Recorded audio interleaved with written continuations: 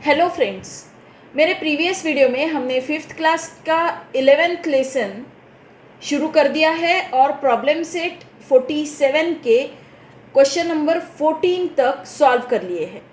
अगर आपने ये क्वेश्चन नंबर 14 तक के पूरे क्वेश्चंस नहीं देखे होंगे तो इसके पहले के जो वीडियोस है पार्ट 1 और पार्ट 2 वो देख लीजिए ताकि बेसिक चीज़ें समझ में आ जाएगी और बेसिक समझ में आ जाएगा तो आगे का समझने में और भी आसानी हो जाएगी। तो आज हम आगे के सारे क्वेश्चन सॉल्व करेंगे। ओके, तो शुरू करते हैं क्वेश्चन नंबर 15। हमारा क्वेश्चन है, Harminder bought 57 kg 500 gram of wheat from one shop and 36 kg 800 gram of wheat from another shop. How much wheat did he buy all together? Harminder ने 57 kg 500 ग्राम व्हीट एक shop से खरीदी किया और 36 kg 800 gram wheat दूसरे shop से खरीदी किया। तो उसने टोटल कितना व्हीट खरीदी किया ये हमको बताना है। तो हमको क्या करना है, जब भी ये वर्ड आएगा ऑल टुगेदर तो हमको क्या करना रहेगा, एडिशन करना होगा। तो एक दुकान का व्हीट और दूसरे दुकान का व्हीट इनको ऐड कर देंगे तो हमको उसने टोटल कितना व्हीट बाय किया ये पता चल जाएगा। ओके, इस तरह से केजी और ग्राम ऐसे दो कॉलम बनाइए और उसमें 57 kg 500 ग्राम, 36 kg 800 ग्राम, ये इस तरह से केजी और ग्राम के कॉलम में लिख लीजिए। अब इनको ऐड करना है। तो ये देखिए 500 प्लस 800 करेंगे तो ये क्या आता है, ये आता है 1300। तो 1300 ये क्या है, ग्राम है। ओके, तो 1300 ग्राम है तो इसको हमको क्या करना पड़ेगा, केजी और ग्राम में कन्वर्ट करना पड़ेगा। क्यों करना पड़ेगा ये, क्योंकि 1000 gram is equal to 1 kg होता है। 1300 को हम क्या लिखेंगे, 1000 प्लस 300, ये क्या है, दोनों ग्राम में है। तो ये 1000 ग्राम क्या है, ये है 1 kg और 300 ग्राम एज इट इज। ये जो 1 kg है ये यहाँ kg में चला जाएगा, ओके, कैरी हो जाएगा, और ये 300 ग्राम जो है यहाँ ग्राम में रहेगा। तो यहाँ लिखेंगे 300 और इनको ऐड कर देंगे। 6 प्लस 7 प्लस 1 ये आता है 14, कैरी 1, ये 8 प्लस 1 9, दैट मीन्स 94 kg 300 ग्राम। तो हरमिंदर ने 94 kg 300 ग्राम व्हीट परचेस किया। तो हम आंसर लिखेंगे, he bought 94 kg 300 gram wheat. Okay, now next question. A sack had 40 kg 300 gram of vegetables. एक सैक में 40 kg 300 ग्राम वेजिटेबल्स थे। There were 17 kg 700 gram potatoes, 13 kg 400 gram cabbage and the rest were onion. उस sac में 17 kg 700 ग्राम potatoes थे, 13 kg 400 ग्राम cabbage थी और बचे हुए ओनियन थे। What was the weight of the onion? तो ओनियन का वेट कितना था, देखिए टोटल वेट कितना था उस सैक में, 40 kg 300 ग्राम और 13 kg और 17 kg ये हमको पता है और बचे हुए ओनियन है। तो हमको क्या करना पड़ेगा, ये जो 40 kg है इसमें से इन दोनों को सब्ट्रैक्ट करना पड़ेगा। तो पहले इन दोनों को एक दूसरे के साथ ऐड करना है और उसके बाद जो एडिशन आएगा वो इसमें से सब्ट्रैक्ट करना है। ओके, तो क्या क्या दिया है पहले लिख लेते हैं, उसके बाद एडिशन एंड सब्ट्रैक्शन दोनों करना है। Total weight of vegetables is equal to 40 kg 300 gram, weight of potatoes 17 kg 700 gram, weight of cabbage 13 kg 400 gram. तो अब हमको weight of onion find out करना है, weight of onion। तो अब हम क्या करेंगे, पहले इन दोनों को ऐड करेंगे, ये पोटैटोज और कैबेज इनके वेट को ऐड करेंगे और उसके बाद ये जो टोटल वेट है उसमें से इनके एडिशन को सब्ट्रैक्ट कर देंगे। Okay, weight of onion is equal to total weight minus weight of potatoes plus cabbage. Okay, तो पहले weight of potatoes plus cabbage find out करेंगे। 17 kg 700 ग्राम ये है weight of potatoes and 13 kg 400 gram ये cabbage का wait है। इन दोनों को ऐड करेंगे। 700 प्लस 400 ये कितना आता है? ये आता है 1100। लेकिन हमको क्या पता है? 1000 gram is equal to 1 kg। तो ये 1100 को हम क्या लिखेंगे? 1000 प्लस 100। तो 1000 ग्राम क्या है? 1 kg और ये 100 ग्राम। तो ये 1 जो है ये kg में कैरी हो जाएगा और 100 ग्राम ये ग्राम में रहेगा। यहाँ 100 और ये 1 यहाँ पर कैरी हो गया। 7 प्लस 3 10 प्लस 1 11। 1 प्लस 1 प्लस 1 ये आता है 3। दैट मीन्स ये दोनों वेजिटेबल्स जो है पोटैटोज एंड कैबेज इनका वेट क्या है? 31 kg एंड 100 ग्राम। अब ये टोटल वेट जो है उसमें से ये सब्ट्रैक्ट करेंगे। टोटल वेट कितना है? 40 kg 300 ग्राम माइनस 31 kg 100 ग्राम। तो ये सब्ट्रैक्शन करेंगे। 0 माइनस 0 0 0 3 माइनस 1 2 यहाँ 10 और यहाँ 3 कर देंगे। 10 minus 1 9 and 3 minus 3 0।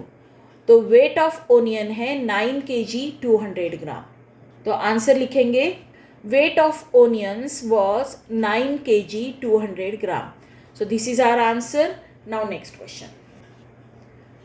Suresh bought 3 kg 250 gram of tomatoes, 2 kg 500 gram of peas and 1 kg 750 gram cauliflower. How much was the total weight of the vegetables he bought? Suresh ने 3 kg 250 gram tomatoes, 2 kg 500 gram peas and 1 kg 750 gram cauliflower purchase किया। तो उसने जो vegetable purchase किया उसका total weight क्या है? Okay, ये हमको बताना है। तो टोटल वेट फाइंड आउट करने के लिए इन तीनों के वेट को हमको ऐड करना पड़ेगा। पहले क्या क्या दिया है लिख लेते हैं। Weight of tomatoes 3 kg 250 gram, weight of peas है 2 kg 500 gram and weight of cauliflower है 1 kg 750 ग्राम। तो टोटल वेट फाइंड आउट करने के लिए हमको इन तीनों को ऐड करना पड़ेगा, राइट? 250 प्लस 500 प्लस 750 पहले करेंगे। तो ये क्या आता है? ये आता है 1500 ग्राम। ओके, इन तीनों को ऐड करने के बाद ये क्या आता है? 1500 ग्राम। तो हमको क्या पता है? 1000 gram is equal to 1 kg। तो ये 1500 जो है 1500, इसको हम 1000 प्लस 500 लिखेंगे। ये दोनों 1000 और 500 ये दोनों क्या है? ग्राम में है। तो ये जो 1000 ग्राम है ये क्या है? 1 kg है, राइट? 1 kg एंड 500 ग्राम। तो ये 1 kg के साइड में कैरी हो जाएगा। ये यहाँ पर 1 ले लिया और ये 500 ग्राम जो है ये ग्राम के साइड में यहाँ आ जाएगा। 500 ग्राम के साइड में लिख लिया। अब इनको ऐड करेंगे। 3 प्लस 1 4, 4 प्लस 2 6, 6 प्लस 1 7। तो ये क्या आता है? 7 kg 500 ग्राम। सुरेश ने जो वेजिटेबल खरीदी किया उसका टोटल वेट क्या था? 7 kg 500 gram. 7 kg 500 gram. Okay, this is our answer. Now next question. हमारा नेक्स्ट क्वेश्चन है Jalgaon, Bhusawal, Akola, Amravati and Nagpur lie serially on a certain route. Jalgaon, Bhusawal, Akola, Amravati and Nagpur ये सारे जो गांव है वो एक लाइन में है। जिस लाइन में हमको दिए हैं ना नाम, उसी सीरियल में वो सारे गांव है।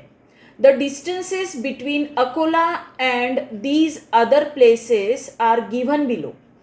अकोला से इन सारी जगहों के डिस्टेंस यहाँ पर हमको दिए हैं और ये सारे डिस्टेंस यूज करके हमको वर्ड प्रॉब्लम बनाना है और उनको सॉल्व करना है। अकोला से अमरावती का डिस्टेंस है 95 किलोमीटर, भुसावल का है 154 किलोमीटर, नागपुर का है 249 किलोमीटर और जलगांव है 181 kilometre.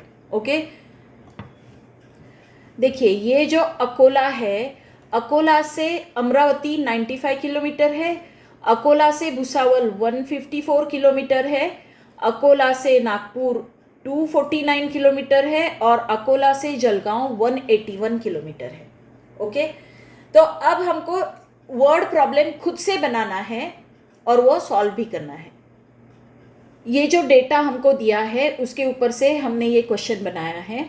The distance between Bhusawal and Akola, ये यहाँ का डिस्टेंस देखिए, भुसावल से अकोला का, यहाँ से यहाँ तक 154 है तो यहाँ से यहाँ तक भी 154 ही रहेगा, राइट। तो ये क्या है, 154 किलोमीटर।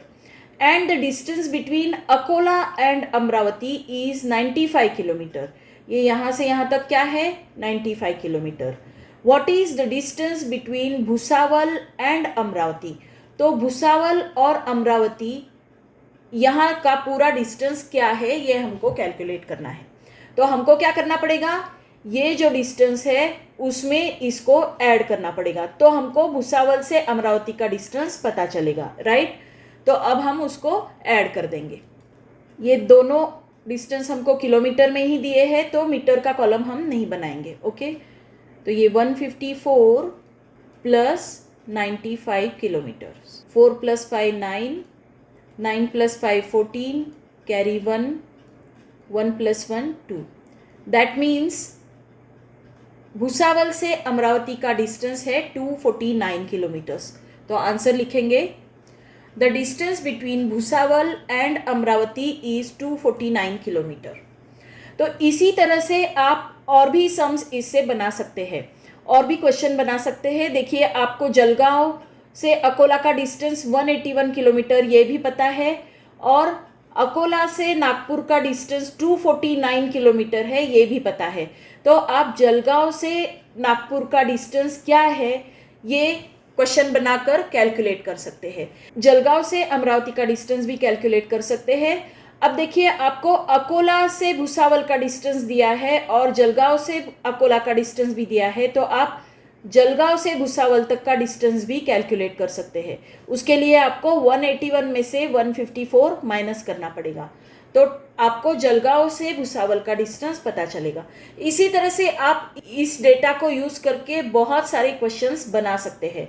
तो आप भी प्रैक्टिस के लिए कुछ क्वेश्चंस बनाइए, और अगर आप कमेंट सेक्शन में लिख सकते हो तो वो लिख के भी मुझे भेज सकते हो। Okay, now next question, complete the following table and prepare the total bill.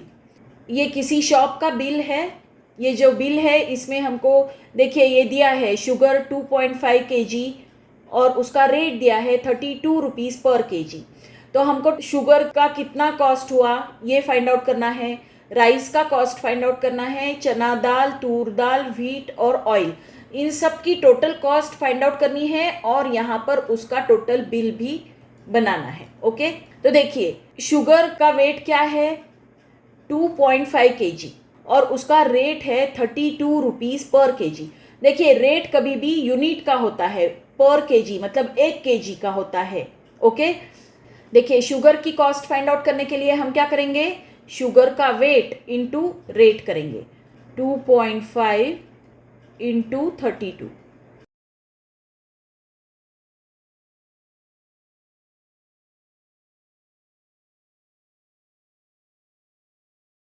तो ये क्या आता है 80 रुपीज़। तो शुगर की कॉस्ट है 80 रुपीज़, तो इसको 80.00 लिखेंगे, क्योंकि देखिए 80 रुपीज़ और 00 पैसे, इस तरह से हमको लिखना है। अब राइस हमने कितना परचेज किया है, 4 kg परचेज किया है और राइस का रेट क्या है 35 रुपीज़ पर kg। तो 35 इंटू 4 करेंगे, तो ये 35 इंटू जब 4 करते हैं तो ये आता है 140, तो यहाँ 140 लिखेंगे। कॉस्ट क्या हो गई राइस की 140 रुपीज़। चना दाल ये कितना 1.5 kg परचेज किया है और 60 रुपीज़ पर kg इसका रेट है, तो 1.5 इंटू 60 करना है, 1.5 इंटू 60, तो 15 6 90 आता है और ये 0 एज इट इज़। तो अब एक डिजिट छोड़ के पॉइंट देंगे, तो ये क्या आता है 90। बिल बनाते वक्त ये बात याद रखिए कि यूनिट के नीचे यूनिट लिखिए और टेंस के नीचे टेंस, हंड्रेड्स के नीचे हंड्रेड्स। तो आपका एडिशन कभी भी रॉन्ग नहीं होगा। ओके, तूर दाल की कितनी क्वांटिटी है? 3 kg और उसका रेट है 70 रुपीज़ पर kg। तो 70 इंटू 3 करना है, तो 7 3 जार 21 के ऊपर एक ज़ीरो देना, तो ये आता है 210 रुपीज़। वीट हमने लिया है 7 kg और उसका रेट है 21 रुपीज़, तो 21 इंटू 7 करेंगे, ये आता है 147 रुपीज़। ऑयल लिया है हमने 1.5 kg और उसका रेट है 110 रुपीज़ पर kg, तो 110 को 1.5 से मल्टीप्लाई करेंगे। 1.5 मतलब 15 से मल्टीप्लाई कीजिए और पॉइंट एक डिजिट छोड़ के दे दीजिए, तो 15 का टेबल आपको आना चाहिए, राइट। 165। अब इन सबको ऐड करना है तभी बिल बनेगा। पैसे तो 0 ही है, तो यहाँ 0 लिख देंगे और इनको ऐड करेंगे, तो ये टोटल बिल बनता है 832 रुपीज़। तो आंसर लिखेंगे टोटल बिल इज़ ₹832। ओके, तो इसी क्वेश्चन के साथ हमारा ये प्रॉब्लम सेट 47 यहीं पर ख़त्म होता है। आई होप ये पूरा प्रॉब्लम सेट आपको अच्छे से समझ में आया होगा। अगर आया है तो इस वीडियो को लाइक कीजिए, अपने फ्रेंड्स के साथ शेयर कीजिए और मेरे चैनल को सब्सक्राइब कीजिए। Thank you for watching.